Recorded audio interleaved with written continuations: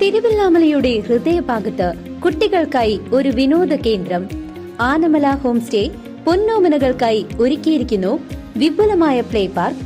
കുട്ടികളുടെ മാനസികോല്ലാസത്തിനും വിനോദത്തിനും ഇനി തിരുവല്ലാമലയിലേക്ക് ഏവർക്കും സ്വാഗതം. Anamala home stay, Kattukulam, Thiruvallamala. പ്രളയങ്ങളിൽ നാശനഷ്ടങ്ങൾ ഉണ്ടായ ചീരക്കുഴി റെഗുലേറ്ററിൽ സെഡിമെന്റേഷൻ സർവേ തുടങ്ങി. ഇറിഗേഷൻ വകുപ്പിന് കീഴിലുള്ള ചീരക്കുഴി ജലസേചന പദ്ധതിയുടെ ഭാഗമായ ചീരക്കുഴി റെഗുലേറ്ററിൽ സെഡിമെന്റേഷൻ സർവേ തുടങ്ങി. പ്രളയങ്ങൾക്ക് ശേഷം റെഗുലേറ്ററിൽ നിലവിലുള്ള ജലസംഭരണ ശേഷി തിട്ടപ്പെടുത്തുകയാണ് സർവേയുടെ പ്രധാന ലക്ഷ്യം. കൂടാതെ പ്രളയങ്ങൾക്ക് ശേഷം റെഗുലേറ്ററിൽ ധാരാളം അവശിഷ്ടങ്ങൾ അടിഞ്ഞുകൂടിയതോടെ സംഭരണശേഷിയിലുണ്ടായ കുറവും ഇതിലൂടെ കണ്ടെത്തും.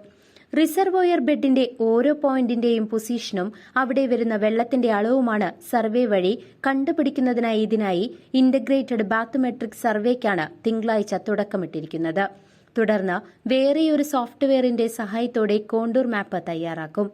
എക്കോ സൌണ്ടർ, GPS സംവിധാനങ്ങളുള്ള ബോട്ടിലൂടെ സഞ്ചരിച്ചാണ് സർവേ നടത്തുന്നത്.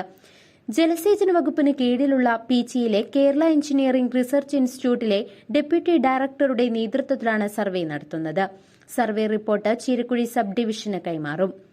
ഗായത്രി പുഴയിലേക്ക് മറ്റൊരു കൈവഴി ചേരുന്ന പഴമ്പാലക്കോട് വരെ ബോട്ടിൽ സഞ്ചരിച്ചാണ് പഠനം നടത്തുക.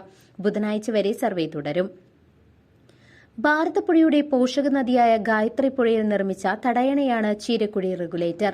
ചേലക്കര നിയോജക മണ്ഡലത്തിലെ പഴയന്നൂർ, കൊണ്ടാഴി, പാഞ്ഞാൾ, ചെറുതുരുത്തി, ദേശമംഗലം എന്നീ 5 പഞ്ചായത്തുകളിലെ മുണ്ടകൻ കൃഷിക്ക് വേണ്ടി 40 കിലോമീറ്ററിലധികം നീളത്തിലുള്ള കനാൽ ശൃംഖലയും ഇതിന്റെ ഭാഗമായുണ്ട്. ആദ്യമായിട്ടാണ് ഇത്തരത്തിലുള്ള സർവേ നടത്തുന്നത്.